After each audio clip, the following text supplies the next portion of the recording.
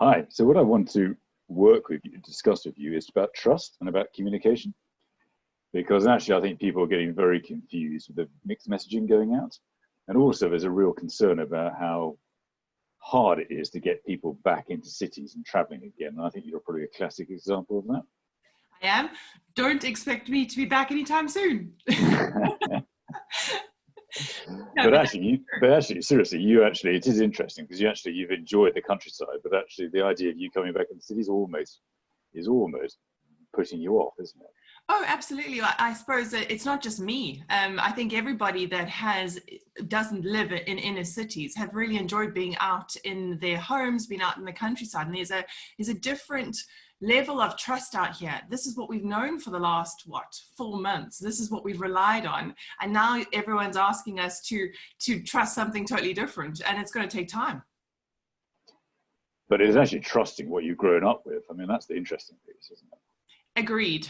And that's going to be different for everyone. So I grew up on a pig and dairy farm, as elegant as that sounds, and living out in the countryside, surrounded by sheep, with local produce and a village a fishmonger that comes to the village on a Saturday, and a village shop. That ticks every box I have. So for me, that's what we've been relying on as a community. And that's always the funny thing about it. You always play your pig farm line, but actually, here's a Yeah, qualified lawyer. I was too small. Qualified lawyer who's lived in cities for a lot of your life. Yeah, a qualified lawyer who's lived in cities, had her own business, emigrated from one continent to another. But living in cities, it's never given me that soul peace that I, like you say, I was born with. So is that part of the point? Do you think people have found something different that actually gives them a greater contentment in the last few months? I absolutely do. There's been a total change in discussion. I think and a level of care and consideration. Even if I look at my village, and I talk to everyone, which is often a problem, but it is very much has brought the whole village together. Some of them have lived here for 20 years and never met. But because it's been in lockdown and we've had to trust each other, that we stay well and we stay safe and we look after each other, it's brought a totally different conversation and a totally different dynamic. So the question is, then how do we overcome that? Good luck.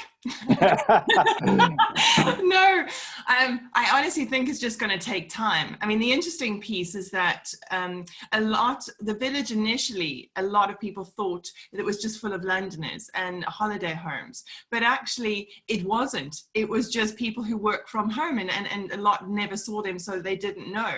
So that was already established as people wanting a quality of life, but still actively and working to a high level of productivity, but also having that balance. But that's where the debate goes, isn't that's it? Where you and I do. That's the classic debate. Is actually everyone keeps saying productivity is better at home, is it? Well, there's no proof of that. Well, yes, there is. I'm an example of it. But if I look at some of my neighbours, they are running some of their multi-million-pound businesses from the comfort of their homes. So you can't tell me that they're not productive. No, there's a difference, though, isn't there? There's a difference between being productive and surviving through this period of time, and being more productive than actually being in the office. Well, I think a lot of them have actively chosen to relocate to where their families are happy, where they are happy, because they feel they can be more productive in that environment. That's where the challenge comes, because actually there's a lot of senior people who don't want to get back to city, because everyone says about re-engaging teams to get back to work. And you think you're talking about middle and junior management. You're not. You're actually talking about the senior people opting out. And that's actually more of a concern, because they're the ones who have done 20, 30 years of this. And are actually probably saying, no, actually, I've had enough. And if they don't do it, then how on earth do you get the others engaged? Well, I mean, selfishly, you're a prime example for me, because when you are, I've been into London. I know, but you were the first one that said you are hightailing it out of there as soon as possible. Seeing you, I know when I moved up here, it was a big decision for the business to work out. Okay, can it work? Because I know I was really not a happy person on a Monday morning back in London. No, you're miserable as anything. Person on a Friday afternoon, but. It was, and you not that you're unpleasant on a Monday, but now you're able to enjoy your walks in Northumberland, but you still are able to perform. And I think that's what's changed. Conversations with businesses and employees totally changed, where they're able to look after their employees better, because employees are getting also what they need. They need to have time with their families. They need to have balance in their life. We're constantly talking about balance, and hasn't been balance. That's why there's mental health. That's why there's stress. I get needing an office, but what is it at the office that you need? You need the socializing, and you'll argue you need the stress. And that, well, you need the adrenaline and actually the interaction. It's the mixture of both, actually. And our calls in the morning give me sufficient adrenaline to get us going, I promise. So, and I know I'm not the only one. So it is, like I say, it's just changing the balance. We've said the balance is wrong for so long. We're now needing to look at this situation, which has forced businesses to readdress the balance.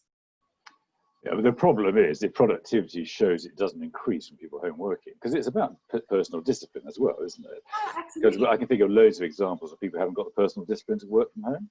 I know, but we always say that if your why is big enough, your how will materialize. So if your why to enable you to have the quality of life that you want, to have your family time, but you work from home, that's a massive why to make sure that your productivity is high and you're actually ticking the box. All right, well then let's play this on, okay? So on this basis, the forecast at the moment is 40% of people won't come back to offices or have no desire to come back to offices. Agreed. In fact, only 17% of people want to return to offices, or as it was pre-lockdown. Yeah, by the end of the year. So we got less. No, it's just generally they want to have a different work-life balance. So 83% want change. Yeah. So the question on that is, city centres are going to have to change quite dramatically, either to entice people back in, which is going to be one problem. So what change is needed within city centres? Mm-hmm. So that's one thing. How's it going to impact all the restaurants, all the theatres, all the hotels as well within cities? How are we going to actually change that? But then that ties into a bigger sustainability piece, which actually could be an opportunity, couldn't it? We're talking about how life's changing, but actually there's a real opportunity in this as well. Absolutely. And you're right, city centres are going to have to turn into destinations again, because I think they were just the norm. It wasn't anything special about them. Like if you think you go to Spain, you'll go to Barcelona because it's an exciting cultural city centre. I know selfishly for us, we've got so much in London that we could be enjoying, but all we do is get on a train, commute, get out of there as fast as possible. So maybe it's looking at how we turn those places into experiences again. We keep talking about how people are longing for experiences and personalization. So how do we as an industry and restaurants and hotels do that differently, look at that differently, and create destinations that people want to come to, that they make the effort to come to? Well, I think you're right. It's actually how do we make London's a fantastic city anyway. Oh, absolutely. As is Edinburgh, as Birmingham. All the cities have come forward a long way. But actually, how do you make them culturally sustainable and actually really places where people want to come again? Because that's the real problem. And I said it's the senior people don't want to come back, let alone the junior people. Yeah. So how do we make it something that people want to come to? I suppose it's because maybe, like we've often said, local economies are growing because that's what we know. That's what we've relied on in the recent few months.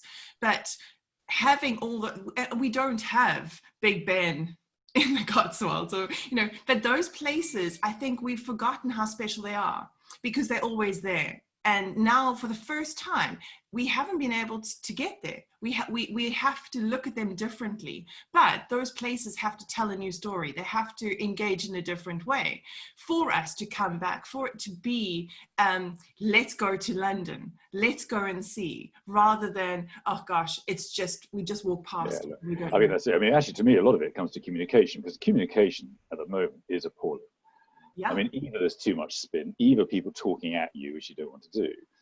I mean, the fact you've had the congestion charge in London put up during this period of time when actually people don't want to do public transport is just madness. Absolute madness. And actually, it's again also the fact you had one government minister turning up on the weekend saying you don't have to wear a mask going to shops, and today it's coming out you get £100 fine you don't wear a mask. So everyone is confused, and communication seems to be becoming daily a mess. And actually, if people don't have clarity, how on earth do they behave? No, they don't trust it. And I also think that the difficulty with the communication is that at the beginning of this, the communication was very clear. And I interpreted my own way. You go outside, there's a chance that you'll die. Sorry, did you say you span things? God, I really do. And I go off on tangents. But if you go outside, and a lot of my neighbors, as you'll appreciate living in the sticks, a lot of them are vulnerable. And the message that terrible letter went out, the government sent, precede was, go outside, there's a good chance you're going to die. So I suggest you stay in. So that's to older people, yes? Yes, the vulnerable, but that's what we were always talking and about. Was it that stark? Have you seen it yourself? Yes, my neighbor Paul had one, and it actually upset me. And I know, my adopted dad Dave, he's still stuck in until September, and it is this absolute fear of, dear God, okay, this is serious. And that's why, as a village, we've had total lockdown, and there've been 2 of us doing groceries and medicine runs for the whole village because it's just too high risk because of the communication. Now we're saying, now the communication is a bit fluffy, and it's been so distorted over time. Nobody knows what to trust. Nobody knows what to do. And now there are parts that have been released and parts that have not. And can you invite someone to stay over? Is it only in the garden? Like, nobody knows what the right thing to do is. And I also think the government the information was misleading to start off with. So because of that, people don't trust what they're hearing now. And it doesn't help that they're hearing so many different things. But isn't it a deeper issue that actually is not just about the government, is it? I mean, government communications has lost its way in the last few weeks, I think it's fair to say. But there's a lack of trust, full stop, in life, isn't there? Agreed. And that is mitigated because you do understand that some of life and situations, it just goes, you have to follow a course. You don't know what you don't know. So you mitigate that slightly, and people are more forgiving. But when you further down that line, then you do expect more. You expect better behaviors. You expect more clarity, because then you do need something to trust. And I agree. We just don't trust anymore, but we lost that a while ago. Okay, so where do you see behaviors that you respect? I think that's part of it, isn't it? People are asking for higher levels than they're getting. Agreed. And they have for a while. And I really think, especially after this, they deserve it. I think we all do. It's the way things have been, we know have not been right for a long time. And we just have to look at mental health and the horrible side of it to know it's been wrong. We've had this really, and a lot of people have said it's a resetting period where it's come down to ground zero, where we're now able to go, right, what did we like, what didn't we like, how are we going to change it? I think the worry is that we're going to get caught up in all the old stuff again, and we're not actually going to make the changes that everybody needs. And that, I think, is really sad, but I also think that's going to cause a lot of problems for people and for business if they don't. So what are the things that people have to change? Well, we've always said it's about trust, respect. It needs to be actual behaviors. People are just, and they're rightly so, they demand more. They demand more for their communities. And I think what we've seen is that people have actually received more from their communities. They've received a much higher level of care and trust, far more than what they've seen from traditional pillars or traditional leaders or anything like that. So now they're looking at small, inconsequential communities who have been leading from the front and are asking very valid questions of, well, where is everybody else? Why are they not behaving in the same way? Where is the respect? Where is the kindness? Where's the compassion? Where's the clarity? That you expect greater behaviors from greater people, in inverted commas, but you're getting that from your community. So getting back to work, it is about how we find that balance between the community piece, which is obviously growing, and there is a greater desire about localism, and that's in cities as well, because actually city villages have come together as well. Yes. And how we get business, because we've got to rebuild business and the economy, because otherwise that's going to be even harder for everybody. Oh, I totally understand that, but there's more than one way to do that.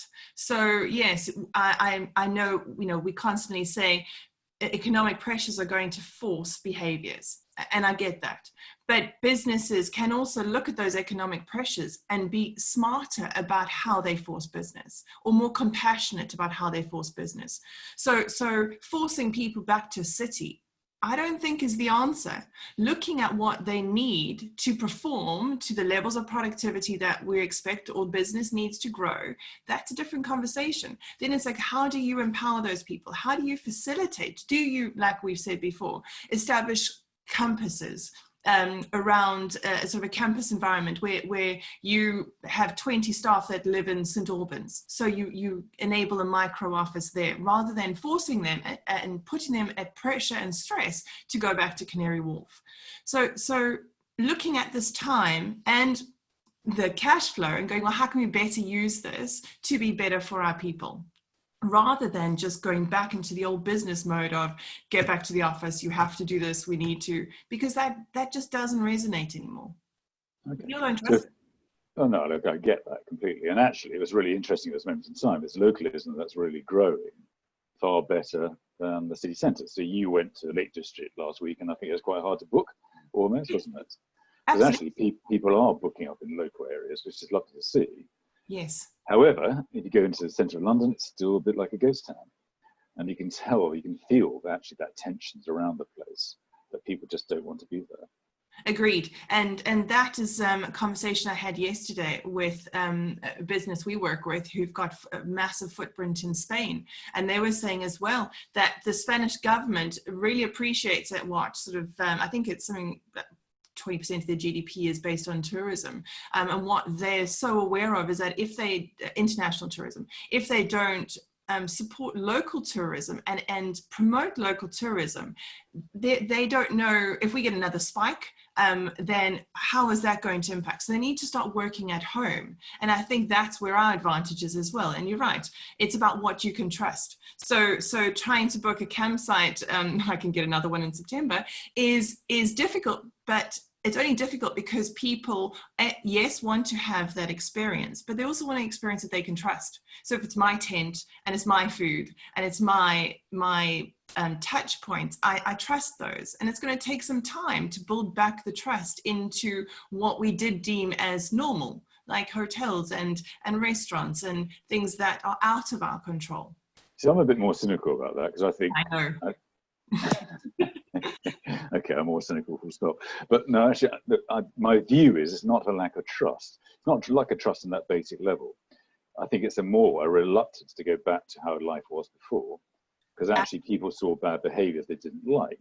So if you take particularly the millennials who are now coming to their 40s, actually, you know, research has shown that actually they don't trust business ethics and how people are behaved. And that's actually the behaviour piece, I think, is the bit we need to overcome.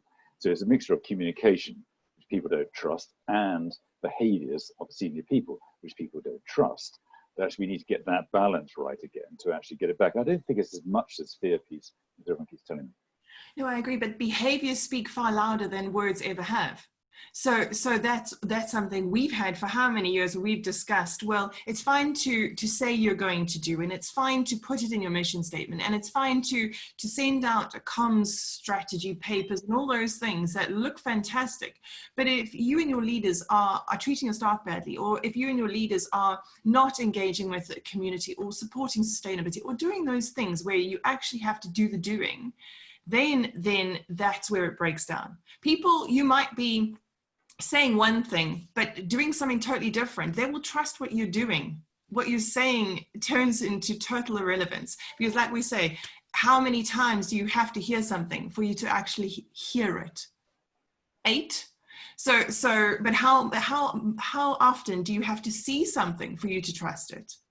And that goes to our media. Gosh, you know, like you just said, with face masks, you know, you're being told one thing, but then you see another. What are you going to believe? You're going to believe what you see. My dad always said, believe none of what you hear, only half of what you see. So that's the difference. People need to start doing, and that's where others will trust in what they do. Well, let's try and put a positive spin on all this, because actually for hospitality, there is a real opportunity, isn't there? Because actually they can represent their cultures and their communities in a way that probably they've never had that opportunity before to do. Represent them, but also support them. because that I think those two things go hand in hand. You are right. You're able to bring in great food and great culture and great art into a hotel, but at the same time, like we have, friends at the gym, friends in hotels who then support local artists or provide a safe place for mothers groups to come and meet. Or they embed themselves in the local community because they understand how important they are there, and that they provide a safe haven or an interesting place or a safe haven to meet, or an interesting place to engage that doesn't exist elsewhere. So it's really important that they understand that, because it is a massive opportunity. Well, it's an opportunity to be a community centre, but actually you're right, work with local farmers, local produce, because that's what people want. Because all the research shows people use local produce much more, but also actually tell the story of their community. Exactly. Because too many, particularly in the city, too many hotels, actually you can almost predict the hotel when you walk into it, can't you? It doesn't tell any story to you. You can see a bland reception desk, you can tell a bland lobby, you get a bland hotel. It's actually a bland room. Actually, they have an opportunity to tell the story of that area in a way that's never been done before.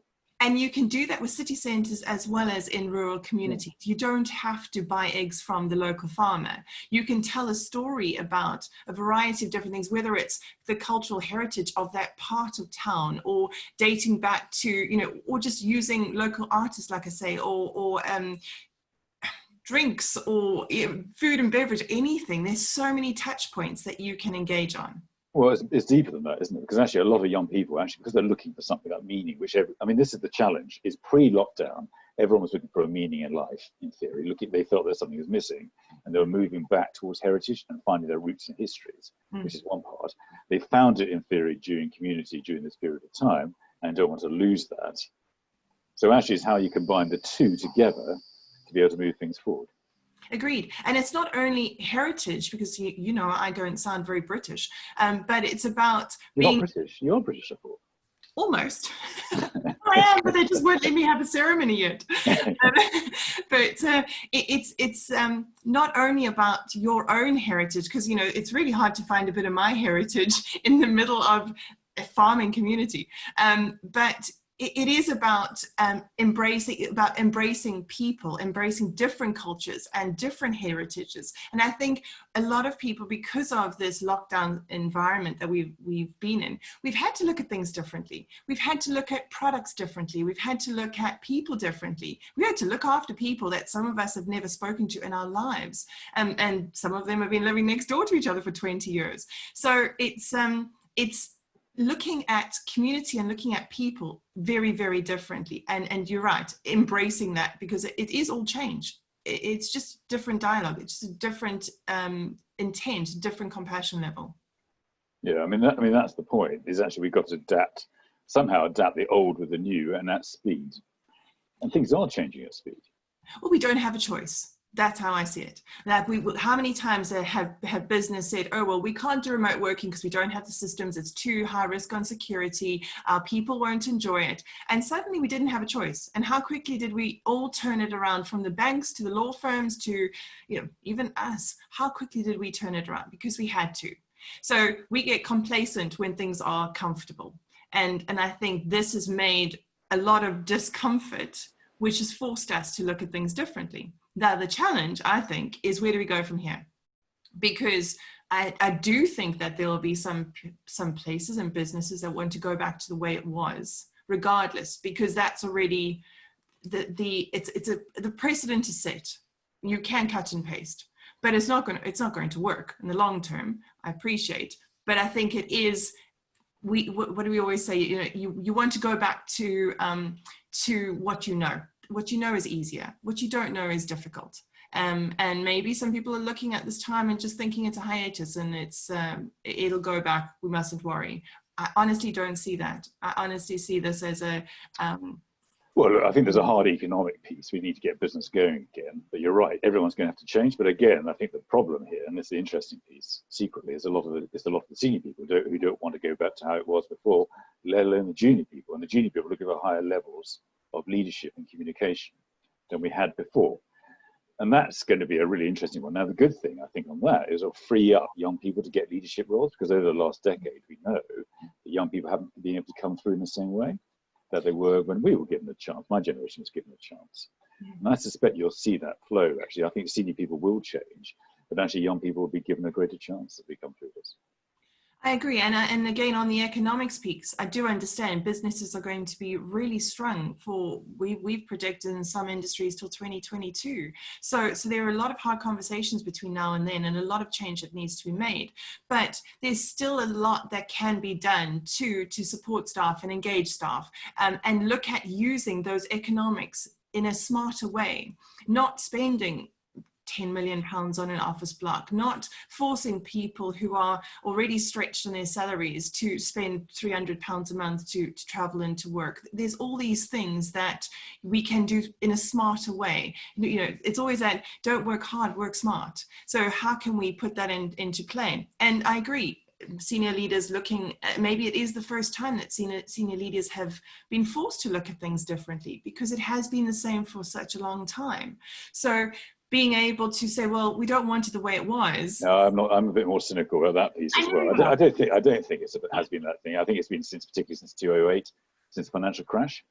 Yes. Because as people came out, it wasn't the directors who took the hit that time around, and actually management and lower salaries. Well, and that's where a lot of the lack of trust comes. They took the hit then, and the directors didn't, because only, as research shows, only 1% of directors lost their jobs more than they would do normally. Yeah. So they have somehow protected themselves, and you got more process put into business. And actually, the people who lost their jobs and been under financial stress have actually struggled. Plus, then you put more debt onto young people. It's naturally going to create the problem you got to. And that's the point. It is now, how do we empower people to actually have that upward mobility and feel they've got real hope and aspiration? That's the point.